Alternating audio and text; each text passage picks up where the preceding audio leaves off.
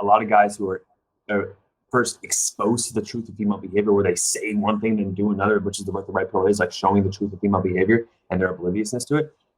Their natural reaction is to get angry, is to be pissed off. Like, how could see this? This is why I've been failing, right? It's like a confirmation bias. Like, oh, this is why I'm feeling. Like someone who goes through trauma and they understand the trauma now and it's not their fault. It's like, oh, I feel so good about this now. It's not my fault. After you go through that, there should be this healing process that occurs over time. And then you start taking responsibility because you realize, crap, if you're an introspective person, which you should be in life, you realize by having these beliefs about women, you're not getting more success. Hey, this is Duran Brown, and I'm here with Josh Hudson, right? Yeah. Hudson. And he specializes in helping men save their marriage.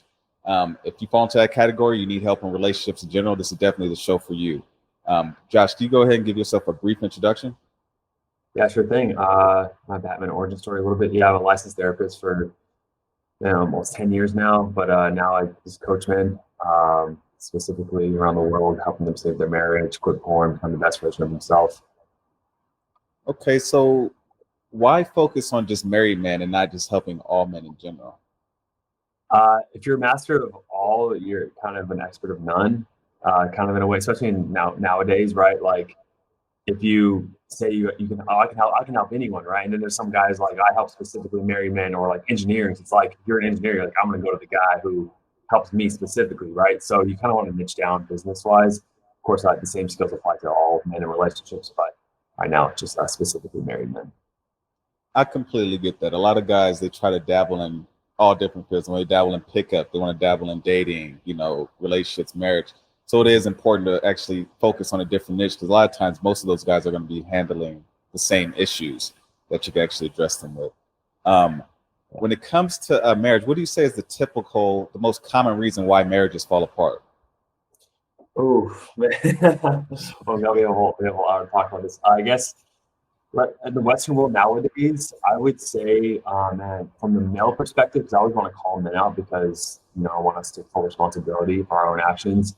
And we could talk about that in the other end of the spectrum, how there's just like other, I'm sure you know a lot of it, like the other end of that kind of self-development that kind of more blames women. But from the men's perspective, like a lot of guys become complacent, right? They're like, hey, I got the girl, you know what I mean? Like, I want peace, it's good, like she's settled. And they kind of just go through the motions of life, focusing on their career and having their kids, and they don't kind of neglect the woman over time. And then what happens usually is the wife, she'll, get her own job, start making her own money. Some guy gives her attention at work, has an emotional connection. She's like, I can see my life without this man now. And I haven't been happy for 20 years, but I see an alternative. Now that I do, I'm out. And that's why I think 70% of divorces, almost 80% are initiated by women. Okay, so most of the reason that men have divorces is primarily the men's fault. And I know you said you like, okay, go ahead. No. It's a two-way street. It's always a job. Of course, women are at fault too, right? No one's perfect, right? It's not all men, but like, and what I do is I help men, right? So I'm going to call men out on their behavior. And yes. I know for a fact that if men improve their side of things, it could lead to them and their wife reconciling and getting back in a better marriage. Or the guy's like, you know what? My wife has been treating me like crap and I deserve a better woman. That could happen too. Right, but I'm still going to have the men regardless. The path's the same. You're still going to improve yourself and work on these things that you've been kind of like, you've been lacking purpose. You've gained 50 pounds the past 20 years. You know what I mean? Like things like that. You kind of like have been settling. It's like become the best version of yourself and then decide if you want to stay with your wife or not. But like focus on the things that you've kind of like let fall off. I get what you're saying. A lot of times men don't do the things that they did they don't do the things within the relationship that they did to actually keep the woman interested in the relationship. When it comes to like maintaining that attraction throughout the relationship, what are some of the key things that a man can do to actually let his woman feel like she's appreciated? Because I can honestly say I've been a victim of that. I've actually I've hit on a woman once she's my girl, and I kind of get comfortable within that relationship. So I think that I don't need to do the things I once did before. But what are some of the things that a man can actually do to make sure his relationship stays healthy and he can help keep things above water? Yeah, that's a really good question. I think the first thing as a guy, like, it's like, man, we want simultaneously like two emotions. Right? We want challenge and peace. Right? I think it's sports. It's like when you're constantly going through, like, football, for example, you're fighting, and then you finally get the touchdown. It's like you have this like sense of peace wash over you. And I think men oftentimes, like, the initial challenge was attracting their wife, but then what happened over time was that she relaxed too much, right? Or they relaxed too much, and they kind of go off towards peace. And so this first equation is to really go into the idea that you need to constantly push yourself. Like, the idea of pushing yourself to your edge, as David Data says, like leaning to your edge, it never stops as a guy. There's never that moment where you're going to be completely just on the beach with a daiquiri and you're all happy and you're relaxing, and like, you need to keep on pushing yourself, set goals. Like, literally yesterday, I was on this group call with the guys that I lead in my program, and I help them set their goals. And a lot of guys, they like achieve a lot of what they want in life, but they haven't set other goals in their life with their physical body, with their career, with their emotions, with their wife.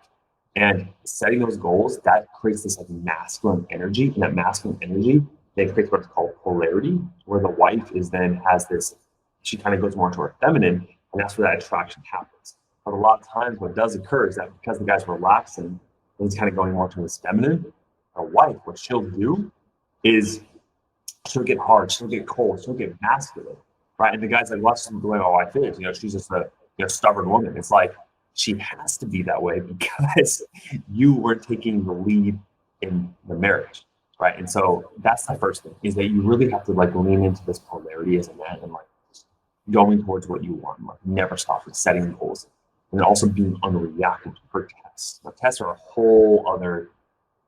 I can do a whole podcast on tests by themselves, but when it comes to tests, David Data also says in his book, The Way to Superior Man, that a woman will always test you. The woman's always a test.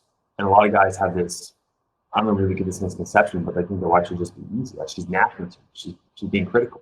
It's like, she's testing you because she wants you to be your best self. Every test a woman has is designed to make you be your best self. So as an example, let's say your wife comes home, right? And she's like, you said you were going to do this, this, and this, right? Like, oh, she's nagging at me. You can see it through that frame, right? You can see through the frame that she's nagging. But a better frame is that she's calling you out that you said something and you're not doing it. And as a man, you want to be the guy that does what he says. So she's giving you the opportunity to not just build trust in the relationship, but to have consistency among your actions and your words. And that is of primal importance, right? No, 100%, man. You threw out the book, The Way of the Superior Man. I actually read that book. I have the book. I read the book, and I had the audiobook about 6 or 7 years ago. And when I first read that book, I didn't take it that seriously. I accidentally had the book. It has the title, The Way of the Superior Man. It kind of stood out to me. And I think I just wasn't ready for that book. But in that book, it definitely says that a woman will test you to see what your strength is as a man. And when you're living your life, your challenge, you're taking on your goals, and you get comfortable, you feel accomplished in life, it is pretty common to actually become a lot more lax as a man. Question I have for you is, how masculine should a man be within a relationship? Now, the reason I'm asking you this is because typically, at least in media today, men are criticized. There's two dialogues. There's two things that they're basically saying. They're saying that in the media, they depict men as like goofy, but then also you hear the other narrative that says that men are too macho, they don't know how to cry, etc.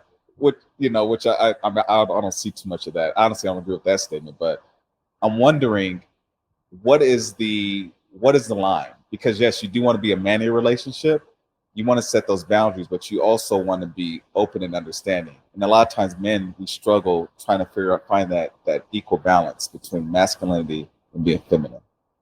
Yeah, that's a really good point, man. Society does kind of create these two paradigms of men, either that we're bumbling idiots and we're dad bods, and that's great, and we're soft, or like we're misogynistic assholes who like the patriarchy, and it's like, which one's true? But I think there are two subsets of men, right? And I see this in the guys I work with. Like I draw this spectrum out, like this line, and I said 80% of the guys from my program are these nice guys, like the people pleasers, guys who bend over backwards for their wife. Right, but then there's the 20% of guys who are like, there are assholes. And they know they're proud to be an asshole, right? But the wives are attracted to them, but at the same time, they don't feel safe. There is this, I call this apex male. It's like the healthy, integrated man, right? Who can integrate the feminine aspects of themselves, being in touch with his emotions, being able to connect, want to talk with people, and also have those like dominant traits in yourself as well. the guy that could kill someone who like tries to threaten you, right, or something like that. That part of Jordan Peterson talks about, you need that killing inside of you, but you don't always get access, but it's there. And I think when you can integrate both sides in you, that's the kind of healthy masculinity that I help men strive for. Is combining both parts, right? Yes. It's not one or the other. Like you can be the killer, you can go ahead and literally kill someone if you want, but you can also, when your wife is like sad or your daughter's sad crying about some guy at school, like you're there for her, understanding, listening to her about her emotions, not telling her to suck it up. Like you can integrate both parts inside of you.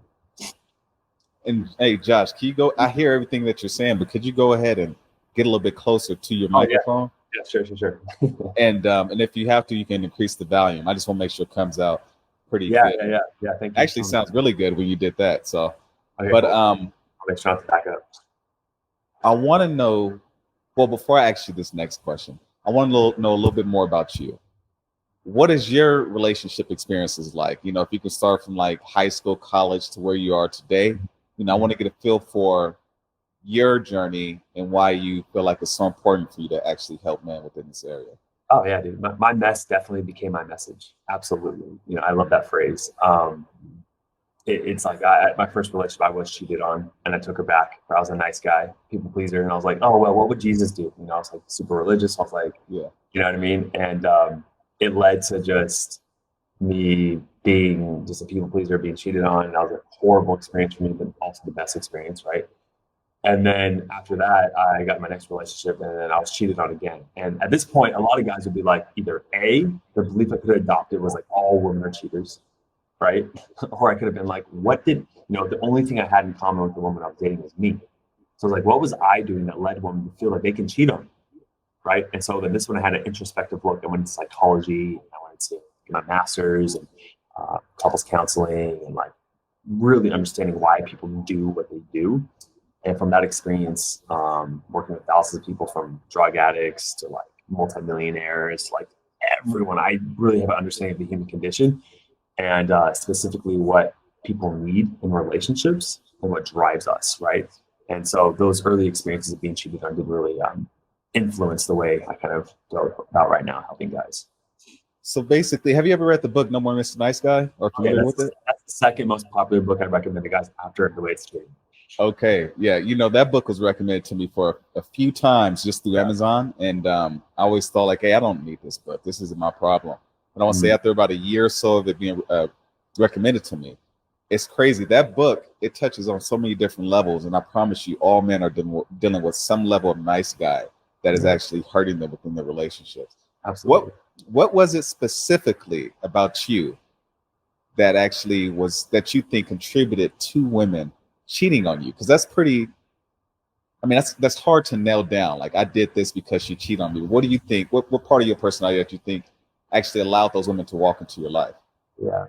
So, there's a lot of different lenses you get, perspectives you could take. It's like, I go to a spiritual level if you want, with like karma and stuff. But I mean, that's probably too out there for a lot of your viewers. But I'm into it, man. I'm into all of that. So, just go ahead. Sure. Yeah, I believe in past lives, right? And like, there's these certain lessons we have to learn in each lifetime. And but I won't go there right now. But I will say that No More Mr. Nice Guy articulates it a lot better than I probably can. But I would say that my fear of conflict growing up with my brother, who was like pretty emotionally abusive with me, so like developed this like kind of like lack of self-worth where I would just avoid conflict at all times.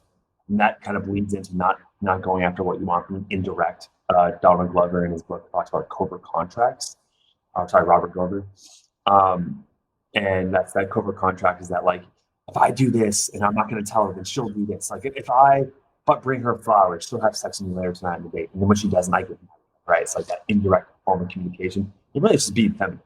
That's what feminine is. It's like being indirect, right? Not asserting your boundaries, avoiding conflict.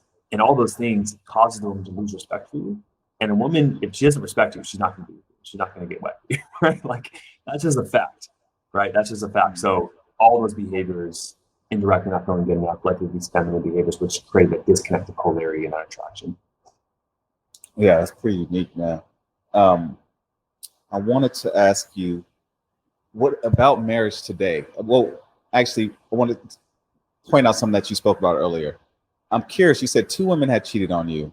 And within this YouTube space, honestly, they have this red pill, this black pill, this whole dialogue. And I just remember a few years ago when I first got on, and it was just Coach Corey Wayne. I feel like it was more a positive narrative, like people were actually Yeah. sharing their stories. Now Yeah. it's becoming popular to diss women, like that's, and I'm trying my best to Dude, prevent my Fresh channel Fit from becoming podcast, that type of they have channel. 1 million followers. I mean, all they do is just like bring this one Miami woman on, and they just like "Look, you have horrible standards." It's just like, okay, dude, like, what's the goal of all that? You know what I mean? Yes, You're not gonna change these women by berating them. You know what I mean? and that's why I bring it up, because it's obvious that these guys that are criticizing women and talking all this shit, they've had negative experiences with women, and the feeling I get is that they were also nice guys at some point. 100%. But it's obviously took more of a negative route towards Mhm. all their rejection they were getting from women. Yep. What is No. it about you, man, that made you take accountability? That's really what, because I mean, a lot of men would start just complaining and crying over little things even smaller than what you went through. So if this is what's funny, man. I'm so glad you brought this up.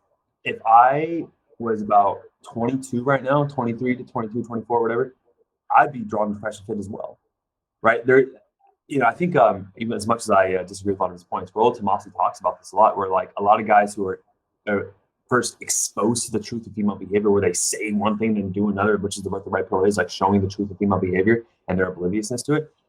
Their natural reaction is to get angry, is to be pissed off. Like, how could see this? This is why I've been feeling, right? It's like a confirmation bias. Like, oh, this is why I'm feeling. Like someone who goes through trauma and they understand the trauma now and it's not their fault. It's like, oh, I feel so good about this now. It's not my fault. After you go through that, there should be this healing process that occurs over time. And then you start taking responsibility because you realize, crap, if you're an introspective person, which you should be in life, you realize by having these beliefs about women, you're not getting more success. And I think with me, the biggest thing was like, I started to work out. I started to make more money. I started to do all these things, and I was still getting rejected by a woman. And so I was like, wait a second. According to the red pill, I should be, these women should be like coming at me all the time, not ghosting on me. It's like, so what's really going on here? And then you start to learn more. You're like, oh shit, my beliefs that all women are going to cheat is actually attracting that type of woman.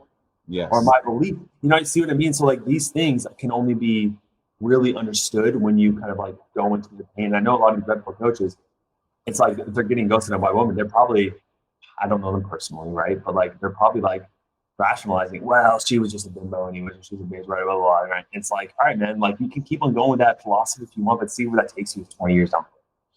Yeah. It's a spiritual thing, man.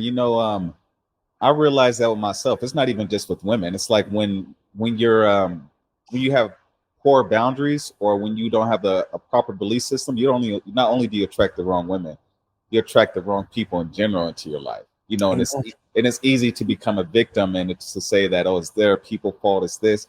But there's little, I promise you, once you go along that spiritual journey, you'll see that there's little things that you did at the beginning of that relationship, or just subtle things that actually turned out to grew into a bigger issue down the road. And a lot of people, right? You attract what you are. It's that simple, man. Really, you got to have self-awareness and maturity to actually see that for really what it is. Mm-hmm. Yeah. What I want to know is this: you said you're religious because of your religious background. What religion are you? I was religious. I grew up, so my dad was Mormon, my mom was Christian. I'm neither. So I feel like I did get influenced by both of those growing up. I'm more like, if you had to put me into a camp, which isn't a religious, more of a spiritual belief, I'm more Buddhist at this point. Okay. Yeah. All right. I asked because I'm in the religious state. I'm in Utah, so I'm in the Mormon state. Religion does play a major part. I would say, well, let's not say religion. Let's say beliefs, because on some level, your religion, some of those religious beliefs, even though you may not be affiliated with a religion itself, and I have no problem with religion. I think it's beautiful. I think religion, all of it's beautiful. I think that the problem is just human nature. People want power over people, and if people need to use religion to control people, they will. But when it comes to, you come off as a guy that has strong beliefs. Has that impacted you? How has that impacted you within the dating world? Having these growing up in a religious household, having these beliefs, and then you're dating women in America, and you're in a culture that is kind of like anti-religion and, freedom and don't be responsible. People don't want to take responsibility, etc. How has that impacted you? On the negative side of things, I want to say that religion is amazing. Gives so many people meaning, direction in life, and like salvation, right? And like something to like when they're going through the pain, they can like look to something greater than themselves. So like religion is very impactful and helpful for a lot of people. But on the detrimental side of things, for me, especially when it comes to dating and relationships and sex, is like it's so stereotypical. Like sex wasn't talked about. You stuff it on the table. It's like a sin to lust. And so what happened is like there's this overcompensation effect that happens. It's like, you know, once you go into that, you get all that freedom, you kind of go into the other end of the spectrum. For me, it was like porn addiction is huge. And I think a lot of the shame associated with that porn really kind of made me dive into it deeper, and it really affected my self-worth. And so that was like the detrimental side of things. And it really helped my self-esteem, hurt with my self-esteem a lot. On the positive end, like, you know, I think religion really helps inform the importance of monogamy and in marriage, and how really important that is. Like people are like, oh, it's just a piece of paper, and the government's like, oh, you know, involved and stuff. But like, I really think there is something to be said about having this like spiritual bond with someone, and it allows you to deepen that relationship, right? And I think we are here for a lot of reasons, but one of them is to have those deep relationships. And marriage kind of creates that kind of sacred bond, and religion kind of informs marriage a lot, and it's been a part of our, you know, history for thousands of years at this point. And I think there's a deeper reason why we should be with one person. As hard as it is, I think the benefits are a lot better, and I think religion really kind of like bolsters that idea in a lot of ways too. Okay, I agree with that statement. I want to talk about the porn addiction. I watched a few of your videos, I want to say, when I first reached out to you, and you had a few videos on no flap. What are the benefits of no flap, and then how has it impacted your life? Because I've never had that issue, to be honest. Honestly, I didn't masturbate until I was about 27, and that's because I just wanted to try it. My friends didn't believe me when I would tell them. I was like, man, I was like, dude, I never. Pretty unbelievable, to be honest with you. I told them I didn't, and I said, well, this is my logic around it. Like, I didn't really have problems like getting girls when I was in grade school, and I wasn't shy. And this probably has to do with the fact that I grew up in a social environment, and it was kind of like you were pushed, like the older men, they would push you to like talk to a girl you thought was cute, or they would teach you how to like talk to a woman and show you. So I got comfortable doing that at a young age. But the logic that I had was that women are just as horny as we are. So if I'm horny, why not just get a woman to do all that stuff with, you know? So that was my logic around that. But it's definitely true. I'm not lying. But anyways, like how has no flap actually impacted your life? Yeah, no flap. It's, I mean, I won't even, so no flap's like that movement, right? And so I'll just say like how has quitting porn affected my life.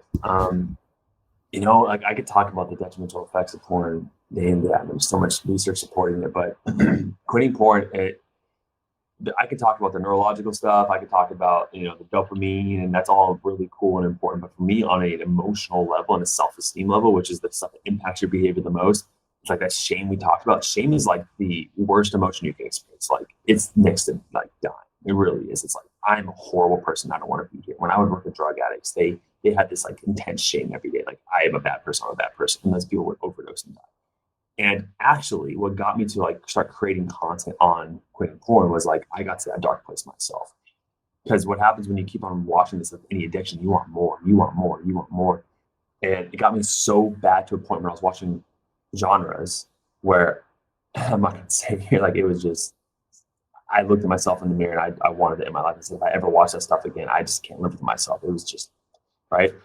And so quitting porn really did save my life, honestly. And for some people, it's not a problem. Like some people, for example, like when they drink alcohol, right, they can have one drink and they're good, right? But some people, they have a sip of that first taste of alcohol on the lips, man, they just can't stop. And if that's someone listening, like when it comes to porn, that was me. Like I had to do it 5 times a day, how many hours? Like no joke, like multiple hours, and it just went down this dark rabbit hole. So quitting porn, using the no-flap strategies that help guys, it really did save my life and turn everything around. As soon as I did that, like literally my life just skyrocketed with relationships, health, everything. Okay. How did porn impact your sex life? You know, when it came to like when you were in a relationship, did you watch porn as frequently while you were in a relationship? No, actually, when I was single more, I would watch it, right? Which is and it's nothing to do with the amount of sex, it's actually connection is one of the elements of porn. with any addiction. It's connection. And that's why I tell guys who are in my clean porn program, like, track how much you're connecting with people. It doesn't have to be sexual relationships. It's just like literally talking with people, right? And like connecting, because we're so just like, we can bury ourselves in our phone. We can sit at home all day, right? Or in your cubicle, wherever you're doing, and you're not making any human connection. Like, that isolation breeds stress, internal psychological stress. And the way people that are addicted to porn relieve stress by going and watching porn. Right? So it's like this vicious cycle occurs. And so connection is really that antidote that help guys really focus on. Okay. So you said the men that you specifically work with, you don't meet with men that are dating or on dating apps, something like that. You only speak to men who have marital issues, correct? So within our business, we have a quitting porn program and we have a saving marriage program. So those are kind of separate. Some guys, they do overlap. They need help with both. But yeah, we do have separate programs to help guys with both of those. Okay. I want to ask you this. In today's Western world, where we have, where we're kind of pulling away from religion, and we're basically telling people that they don't need people on some degree, be independent, strive for money, put family on the back end. With men that are growing up within this type of culture and they're receiving this narrative, do you believe that marriage is a good option for men today?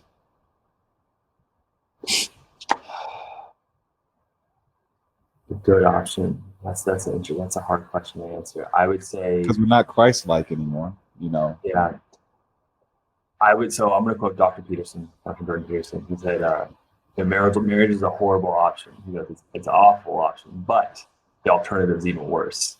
Right? Like, what's your other option? You're gonna go around being a bachelor till the day you die and die alone on your deathbed? Are you gonna, you're gonna be alone? Or like, what's the other option? You're gonna have multiple girlfriends? I mean, I've tried that. It's like, I don't have time for more than one all the time. People, I think they can date multiple women and it's gonna be like this hunky-dory thing. Like, it's not, you know what I mean? Unless how much you want to invest 30 of your life into managing all that. And I don't think we're here for that. I think we're here for our purpose, to use our skills and talents. So it's like, you need to develop these skills to have a long-term relationship, because it's going to lead to the most happiness, right, and growth. And studies will back that up as well. And so whether you want to get married or not, that's fine. You don't have to get married under this, be recognized by the government, but spending your life tethered to one person that supports you and makes you become a better man, that is what I'm for. Man, I like everything that you're saying right now. It kind of touched me, because I feel like in this space, this dating space on YouTube, because we're both going to be in this space. We can't, whether we like it or not, we're in the manosphere, and our beliefs are going to conflict with beliefs that are basically being regurgitated by other channels. Mm-hmm. And I can tell the advice that they're giving young men is kind of like, it's really at a low level, because they're not even telling men. They went from telling men how to get women, how to date, and women not this, and now they're going to a point where they're telling men not to even trust women. But as somebody that has actually had relationships, dated multiple women, been the bad guy, been the nice guy, I understand the importance of actually finding somebody you can just talk to, that's a friend, that you can also be romantic with, but somebody that you can chill with, because at the end of the day, these corporations don't care about us, and the people in your life really don't play a high. They don't think about you as much as you think they do. So that romantic connection, the family that you build, that's really what's important, and I think a lot of people are missing that in today's culture. And it sucks, because like, this is something I'm struggling with. Like, you've had the experiences, I've had the experiences, so we know from a in here level, right? Mm-hmm. Yeah. Where like, that's the thing about, like, I'm trying to really understand about learning and teaching, is like, you can have the answers and you can see something so clearly, but when you tell them with just this, with words, right? It's like it just washes over them and they can't see it, because it's like they're so caught into their own pain and that emotion and that lens is trying to protect them, right? That like, oh, I can't open up, I can't trust women because they'll hurt me, they'll screw me over, right? And so like, it's just the sucky thing about social media, is like, they can go on and they can find other people that have the same maladaptive belief patterns and stories, narratives, and it's just like, oh, see, there's other people that believe what I believe, so I'm right.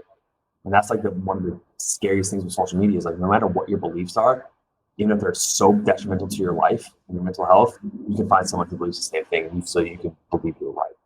And that's the toughest part about all of this, I would say. Yeah, I would agree. I want to know, one of the things that they say in this space is you should never take an ex back under no circumstances. On your channel, you talk about getting your ex back, getting your wife back. I mean, with the men that you've actually helped, how many of them have had actual successful marriages after their exes left them and they've taken them back?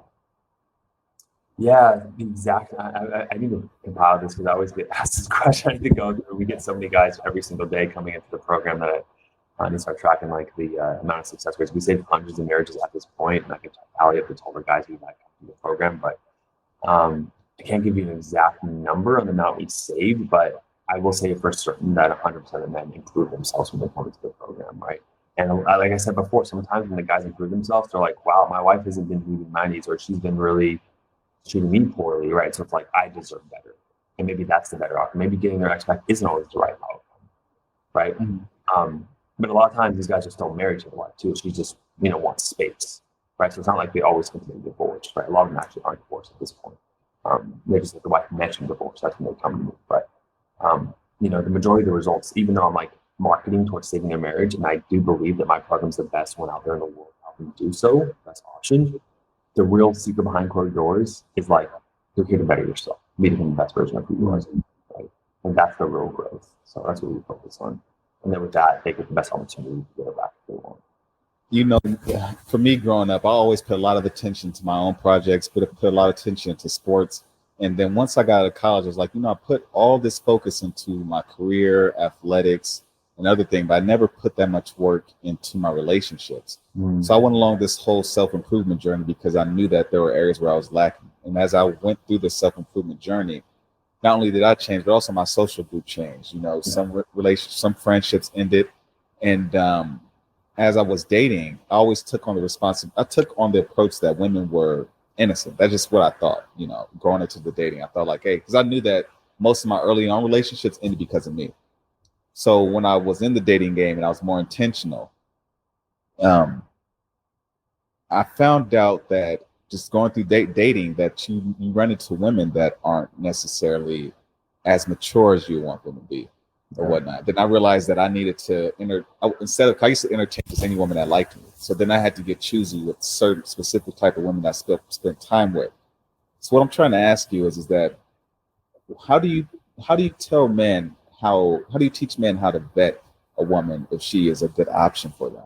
If they should continue to pursue that relationship, or if they should, step out of it and potentially search for a new partner. Yeah, I mean, you're probably going to concur with me immediately on this one, man. Like, you have to know yourself first, right? Like, how can you know what you want if you don't know yourself, right? And like, so someone's like, okay, well, how do I know myself? Gosh, it's like, this is where I probably disagree with some guys out there, but I do agree with a lot of the dating coaches because I've been through this. But you do have to date a lot of girls, man. Like, you got to know what you like, right? It's not like you absolutely have to. There is another way around that, but I think the easiest way is to like, you date women, you're out there, you're playing the field. Like, oh, I now realize that when a woman is like super religious and I'm not, or vice versa, it's not a good match. We fight, right? Or I know that when I talk to a girl and she actually likes to party a lot, she likes to go out on the weekends, and she's not going to compromise on that. That's not something I want in my life right now. I want a girl that's not going to party all the time. So like, these things you have to learn only through dating the girl that have experiences, and that's ultimately the best way to figure out what you want. You may like this book. Have you ever heard of a book called Boundaries? Yeah, I definitely read that one. Yeah, it's a good book. It's by a Christian author. The dude, he's really good, but he has another book that's called Boundaries in Dating. Okay. And one of the things that he mentions in this book, right? I love his writing, and he says this in the book. He says that there's two things that stood out to me, and he always, instead of referencing people, he always says Christians. And what he says is that people make two mistakes in this book in their dating. And it's more mistakes, but just two that I'm thinking of. And he said that one mistake that they make is, he said Christians only date one person at a time. He says that you should be dating more people, not necessarily having sex with them, but you should be dating multiple people, getting to know them, their friends, and their families. And then also, a lot of times we have an ideal image of how our partner will look, how they will act, how things will be. And a lot of times this ideal is what hurts us and prevents us from actually finding a partner. So he talks about being open and dating people from various backgrounds and such. And now the reason I say that is because you pointed out, you said that a lot of times you're going to have to date a lot, and you do. Dating is exhausting. You know, putting your heart out there. You know, risking it, letting somebody know you find them attractive, you want to get to know them. That's a time-consuming thing. But when you go through this process, and you go through this process, I want to say with a lot of courage. Over time, you do discover who you are. You're more conscious of who actually is responsive to you. And then you also, little things start to matter more that you just didn't pay attention to before. You know, when people waste your time enough and you meet somebody that's been respectful, they're responsive, you know, they've been attentive, then you start to place a lot more importance on those types of values and characteristics. No? Yeah, absolutely. I mean, there's nothing really much to add to that. Like, Yeah. you know, it's so interesting though, because a lot of guys, they're probably like saying to themselves, well, it's like kind of easier said than done. But like, you know, it's one of those things where when it comes to dating, nothing's developed my personality more than being rejected by hundreds of women. Like straight up. Because like you start to get rejected more and more. You look to learn, oh, okay, I was a little too forward and eager. And then you have that self-reflection we were talking about, and putting yourself out there, like going after something you want, like you can start with women, right? And then like knowing how to develop emotional intelligence, right? Which women will teach you very quickly, you know, how to deal with their tests, right? How to, so many skills involved with like dating that really carry over to other parts of your life. And so putting yourself out there, as painful as it is, it's like that pain, if you can equate that pain with a growth and you become obsessed with that growth, it's a game changer. Have you always been bold when it came to approaching women, or is this a skill that you had to develop, or you know, you learned along the way? Oh my God, man. Like it was, I mean, no, no, I was so nervous and anxious. Let's talk about it. How it was for you when you first started, you know, and how you evolved. Man, like I remember seeing girls on campus. I went to Chico State, and I was there for like 8 years because my master's there and I took a year off in between. So I was there for a long time. In college environment, especially like Chico, it's like women everywhere, right? Where are you from? Where are you from? I'm from the Bay Area, East Bay. East Bay, where? So technically Central Valley, if you know California really well. I born in Santa Rosa and moved to Tracy, but like Tracy. Okay, I know where you're from. Middle of nowhere. I'm from East Palo Alto. I'm from Palo Alto, so I grew up next to Stanford University. So I knew Chico was like further up north. And Tracy, I remember Tracy about like 15. You drive through it. You drive through past the 5. But yeah, sorry to interrupt you, man. You said Chico was a party school. Chico was a party school. It was exactly. That's the environment. I was thrown into the fire, and I was like, you know what, like sink or swim. And I was just tired of like seeing a woman, right, like a gorgeous woman, and being like, oh my God, like I haven't seen a woman like that in Chico's like a week, but still like, you know. And I would, I'll see her later. Never saw her again. After a couple times that happening, it's like I'd rather live with the pain of rejection than regret. I'm not knowing how the conversation could went. And that was like my opening line to a lot of girls. It's like, hey, how you doing? Like, I totally would regret not coming to talk to you, and I would ruin my whole entire day. Because that was like legitimate, right? And so I just kept on doing that. And it, dude, so many times a girl would just look at me and just keep on walking. It completely ignored me, like that pain of rejection. But over time, you realize like it's nothing to do with you. It's just like she's had a bad day, or it's like, and you get enough no's, you finally get that yes. You start to take things less personal. Right. And it's like, it is a numbers game. And if you just don't put yourself out there, like you're not going to get the results. It's just that simple. Typically, where would you say a man should go if he wants to find a nice woman? A nice woman? Yeah, you said don't go to parties. You said you're not looking for a girl that's a party woman, etc. If you're looking for a wife, you know, somebody that's a long-term partner, you know, where would you typically, I mean, you can meet women anywhere, but there are specific like areas you want to avoid. I think you should go on OnlyFans and start finding a girl message. You should what? Oh, OnlyFans. A lot of guys do that. So honestly, man, like it's probably gonna be generic advice, right? But like it really is true too. Like you need to just go out more. Like seriously, like go to events, like concerts, right? Go to the library, go to the dog park, go to the beach if you live near a beach. Like literally go out more to see more women, right? And approach more. It's a numbers game. You're not gonna know.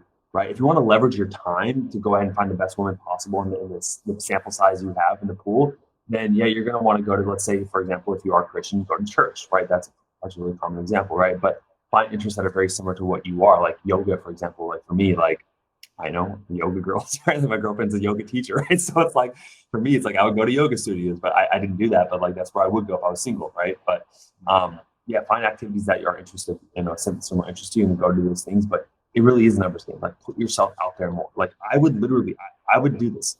I would say, like, for a couple of years when I was getting really good at this, telling a lot, after I left class, every single time I went on campus, I said, I cannot go home until I approach 2 girls every single day, right? So like, think of the reps you put in, right? And it's over time, you just get better at it, right? And you eventually will find, you'll get like a 90 no's and you'll get 10 yeses. 10 yeses is like 3 dates leads to a girlfriend, right? You know, it's a numbers game. I want to say I want to go back to the confidence thing, because a lot of times that men, when they're going through these issues, a lot of the issues that young men are dealing with has to do with confidence, the ability to go talk to the girl, or the ability to just not hate themselves. Because when you're working on yourself, you have a coach, a lot of times you can get too down on yourself. What is it about your program that helps men with the self-improvement process that actually builds them up to actually become a better person, to actually become a better husband, to actually at least live better lives? I have a completely inverse view on this compared to other people, in that there's this famous psychologist, her name is Karen Horney. And so a lot of people think that, like, I'm flawed, I need to develop myself. Like, that's the model that a lot of people kind of work with. She believes that we're all actually perfect the way we are. We come into this world, we're beings of love and light, if you will, right?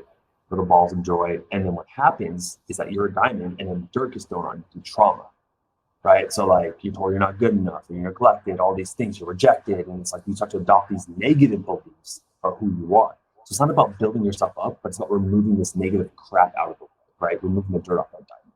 And the way that process looks like with the guys I work with is we look at this narrative and these limiting beliefs that they aren't even aware of. They just kind of like play this narrative out in their mind, right? This victim mindset, or this, like, the depression mindset. And someone who has been trained with this are like, hey, like, you perceive the event this way. Where did that come from? Oh, you got it from here. This is the limiting belief you have. What if we replace that with a new belief system, right? And what's the new results from that? And so when you start to like talk to this person enough and you see where the pain is, there's these limiting beliefs attached, you correct that mindset and you get new results in life, right? So it's about finding the limiting beliefs and then removing, instead of like having to develop yourself, whatever that means, right? Of course, go to the gym, work out, develop new skills and hobbies and all that stuff. But a lot of guys do that and they still don't get the results. And that essentially, we can go back to the red pill. It's because these beliefs they have about women themselves that create the negative experiences. So it's identifying those beliefs and removing them, replacing them with other ones. What's the name of this psychologist again? So Karen Horney had the belief about the thing that stands out to me about what you just said is that I know, as I've been working on myself and becoming, I want to say, more integrated. I remember as a kid, I always felt at peace. I always felt good as a kid. I had a lot of things going on. I had friends, I had hobbies, but it wasn't until about my late teens, early 20s where I started to try to fit into a role that society wanted me to fit into. And you kind of can lose part of who you are and get confused as you age. But I realized that as I've been working on myself, I've been feeling the same way I felt in my younger years. I feel like I'm becoming whole again.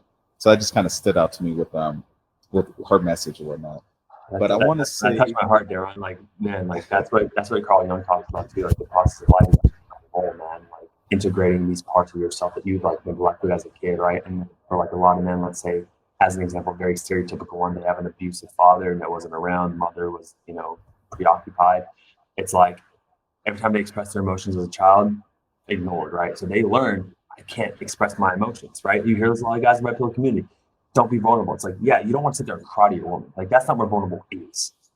Vulnerable is like, I'm experiencing something that is negative right now, or some emotion. Like, I know I'm stressed, and like my friend just did whatever the hell the case scenario is. Like, you can show that vulnerability. It's like they were told they couldn't at an early age. Now they're trying to like justify why that is. You want to be open. You don't want life experiences to close you off. I know I talk with Dr. Peterson a lot, but I still from him like, look, like, okay, this is protected, right? Emotionally, when you're protecting, is this a confident stance? No, right? This is completely vulnerable, chest open, neck exposed, wrist. This is the most confident stance. The same thing happens emotionally. When you put yourself out there, like, these are my emotions and I own them. This is who I am. You can hurt me if you want. That's fine. That's confidence. If you really want to be confident, you express every emotion you have. Exactly. It's when you don't allow the outside world to impact the way that you feel inside. You know what I'm saying? When you're not governed by the actions of the outside world, and you can kind of walk calmly That's and not, confidently and feel at peace. that's not, yeah. That's, This probably might not be the best term for it, the best name for it. It's called player game. And one of the things and the reason I like talking to these guys within this player ideology is because one thing that they say is that players don't try to control women. They let women be free and women come to them, because men, you can't control anybody. And that's one there that they have. But another thing that says is that you don't get a woman with muscles or money and all these different things. You get a woman through the years. And one thing, I can't remember the video, but I was watching one of your videos. You were talking about the emotional connection. And that's exactly what these other men are talking about. They're talking about you you speak to a woman, you have conversations with her, you spend time with her. That's how you get a woman to fall in love with you. Could you elaborate on like the importance of building an emotional connection with a woman? I mean, emotions drive women more than they drive men, too, right? Like, women dictate their actions, how they feel, and then they backwards rationalize, right, why that is. And human beings do this, but I say women a little bit more than that, right? Just a little bit wired.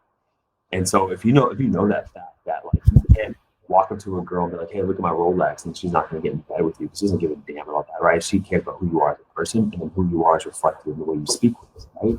And honestly, like, we're with people very simplistically because they meet certain needs for us, right? And those needs are met through the emotions we experience. And those emotions we experience are dictated by your behavior, which is, a lot through your actions, but also through your words.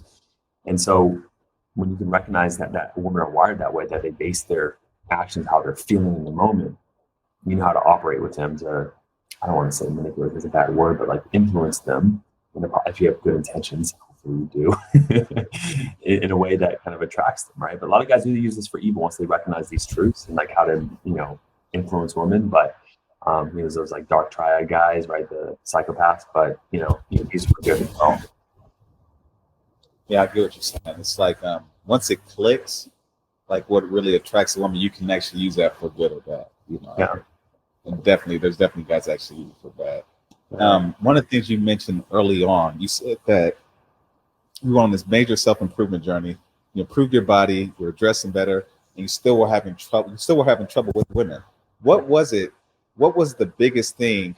What was it that you changed to actually improve your success with women after you realized that it wasn't the fact that you weren't in shape, it wasn't the money, so those things help. But what was the next thing that actually helped you within your dating field?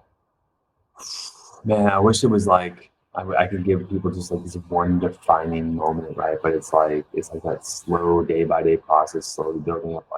But I would say the most defining moment for it all was, even with everything that I had, it's like, the woman I was with, I saw myself better than whatever that means. She still didn't want to be with me, and it's like it just like didn't connect, right? Like square peg round hole. I was just like, wait. Why would she leave me? Like, and it's like, oh, okay, maybe there's other emotional needs that I want to do. And I worked with a coach personally myself, and that's when I really started to like dive into like what causes women to actually be with men and stay with him. And so being with that woman and having her break up with me after everything that I was is like, I always have an introspective look instead of blaming other people, and I realized that there has like, okay, there's other things that women need in a relationship to be happy. Which by the way, so many guys in my program marriage, like that's the narrative they have. Like, I gave her the house. I'm a multimillionaire at this point with her. We have vacations. Why is she not happy? It's like, because that's your blueprint for happiness, not hers. Yeah. I want to know, because I've been through that. I've had that same experience as well. Like, you'll meet a woman, you'll think like, who does she think she is? She's passing up on me, this and that, whatnot. And then looking back, I realized that those women weren't even right for me anyways. It's because I wasn't looking at the right things. What I want to know is that for you having that experience, when you look back, how has your standards changed since then? Because typically men just have, she's hot, she smiles, we have sex, that's great.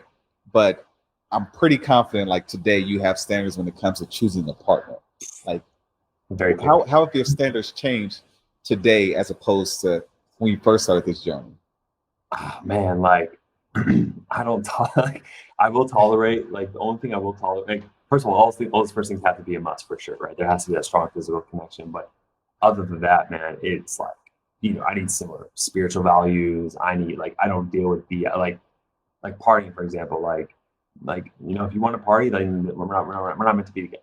Like, straight up. And I'll tell a girl that early on. It's like, I'll set the boundaries off pretty straight with what I want. And I'm very, very strict with it. And I think a high value man, if you have the confidence in yourself and the belief that you can have options, that mean you said, this is what I want, I'm not going to accept anything else, right?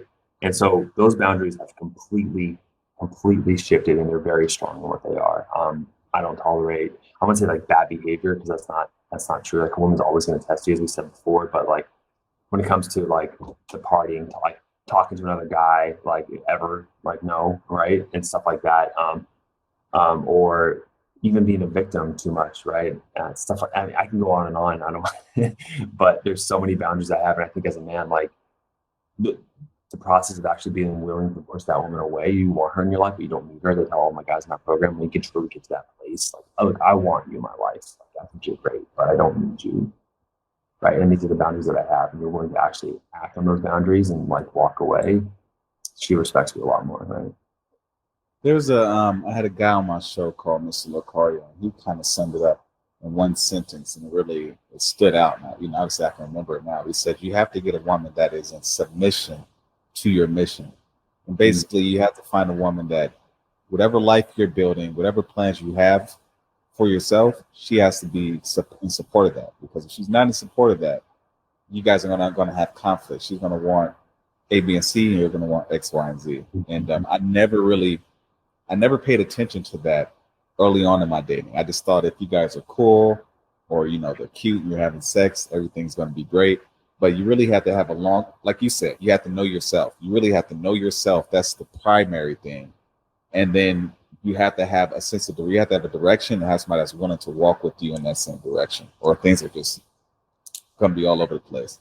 As a man, right, it's like one of the most attractive traits you can have is having that purpose. And so, as a metaphor, it's like, hey, I'm the captain of the ship.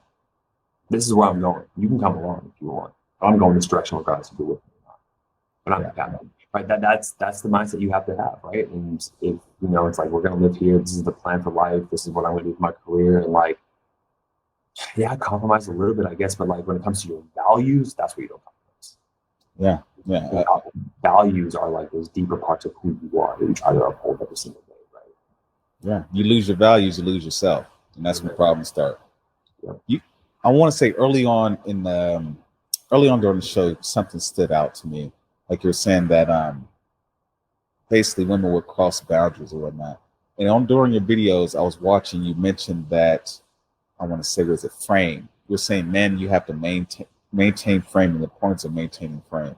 Could you elaborate on what frame is, and then why you need to be needed within your relationships? Mm-hmm. Yeah. So, look, like, women want to be with a man who knows who he is, right? Like, and this is who I am, and I'm not gonna waver from that. And from the evolutionary basis, like, the guys who knew who he was, knew what he wanted, that led to more survival, right? It's a primal thing. But a woman, she's always gonna test that, right? So, as an example, right, let's say one of your values is integrity as a man. I do what I say I'm gonna do, which all men should have. Right. And then you say, as a guy, I'll use a husband as an example in the car. He's like, hey, I'm gonna, paint this room by next week. Right. And she comes home, the room's not painted. She's like, she starts nagging, bitching, complaining. She's not even consciously aware why she's doing so much. But it seems like such a small deal. Like, I'll paint it tomorrow. Like, right. As the guy's like, I'll paint it tomorrow, not a big deal. But to her, that little thing of you not doing what you're saying you're gonna do speaks larger volumes to who you are as a person in her mind. And so your frame is like, when she tests these things, knowing how to respond to those tests, not become reactive to her. Because if you react to her, she loses trust for you. So if you like fall into her frame, get upset, argue with her logically, what that tells her is that like you're weak as a man, and she can't trust you, and she loses respect and attraction for you. So that frame is knowing how to respond to those tests that she's inevitably going to give you every single time, every day, as women do. And knowing how to respond to that really upholds your frame and gives you the opportunity to establish more of who you are. a lot of guys get it twisted. They say like, "Oh, my woman's naggy. She's harking at me. She's bitching. She's complaining." It's like, okay, you could see it that way, but the way you show up to her is like it's going to push her away. But if you instead see those times where she complains, it's like she's seeing if you're on your path, and she wants you to be on your path, and you respond the right way. It leads to a great celebration with her, an opportunity for attraction. That's like that polarity we're talking in the beginning. If you see it that way, that's everything. And it helps you create a stronger friend. Within, I want to go back. I was actually a lot about our culture earlier in the show. I want to know for men who are, just because of the way the United States is right now, we're pulling away from religion, we're pulling away from like traditional relationships. A lot of guys are saying that American women are like this and you need to travel and go abroad. Are you opposed to men going overseas to find love? Or do you think that they should deal with women here and learn how to deal with women here? You know, there's no difference. It makes you happy, man. No, like if you want to go overseas, like go overseas. Like, yeah, no, just do whatever you want to do, man. Like, yeah, there's like I totally understand the majority of American women are more, these are entitled if you want. That's fine. And women overseas tend to be more submissive. And that's a very attractive trait for a lot of guys. Some guys like a challenging woman, like a stubborn woman, right? Like a woman to bite back. So it's like, what do you want, right? And you want to go overseas to find that. You want someone who's going to kind of submit to your game plan and not fight back at all. That's your own personal preference, right? But yeah, do whatever is in your own DNA, you know? Okay, sounds good. Now, before we close this show, I want you to, any kind of closing statements you have, let the people know who you are and how they can contact you, reach you. Yeah. So basically my website's Pinnacle of Man. Or if they want to go to my YouTube channel, it's Relationship Mastery by Josh Hudson. And last closing statements, man, honestly, I would just say for a lot of guys out there that are listening to this, if you are struggling with those like limiting beliefs and you're having that awareness component, but you don't know how to change that, that's what I specialize in. If you guys need help with that. Josh, thank you for being here. It was a great conversation. I look forward to next time we do this, and you have a good one. You too, man.